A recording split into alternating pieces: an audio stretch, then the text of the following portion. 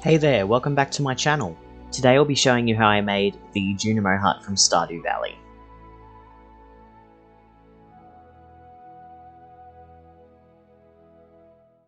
The Junimo Hut is a building that's unlocked after completing the community centre. When placed down on your farm, it will allow the Junimos to harvest any fully grown crops that are nearby. The Junimos are these apple-looking things you see running around in my game, or the funky little dudes as my friend calls them.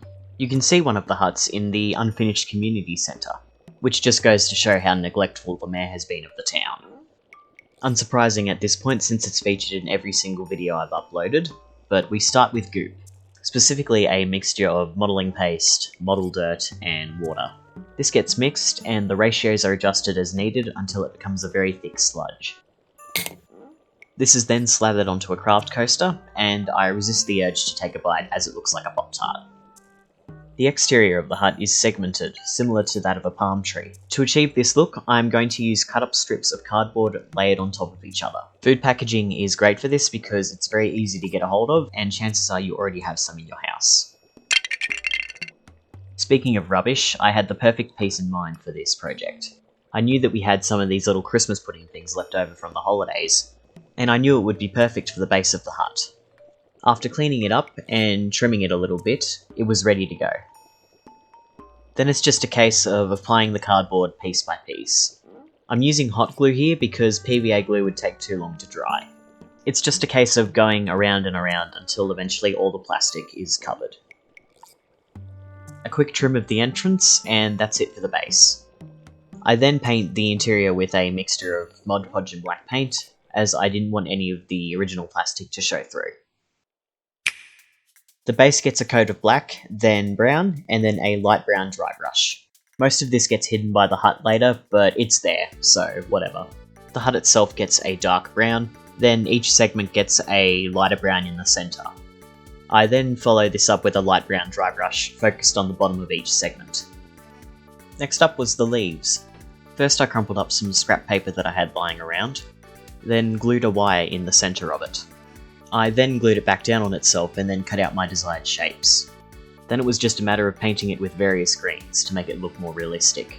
This was a technique I picked up from Righteous Robot, and I highly recommend checking out his channel.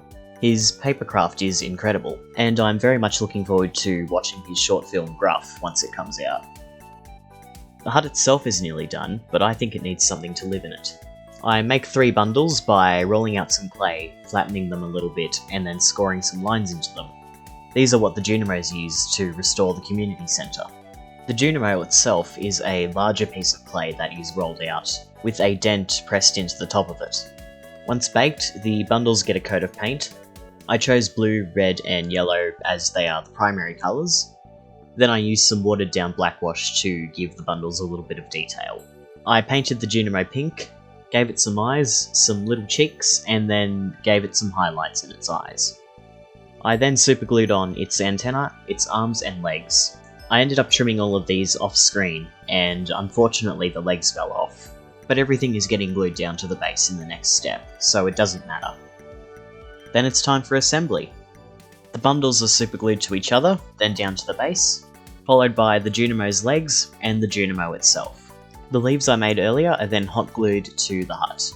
It's just a case of working my way around the hut, just gluing the leaves on top of each other. As I reach the top, I bend the leaves to help create some height. One final dab of superglue, and 3 sticks get glued into place on the very top. After that, I glue the hut down to the base, and we're finished.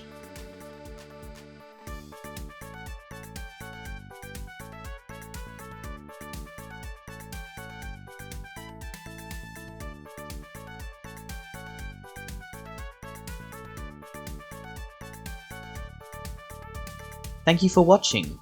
I've got a couple of larger projects planned for the year, and I'm hoping that these smaller ones are enough to tide you over in the meantime. Until then, have a good one.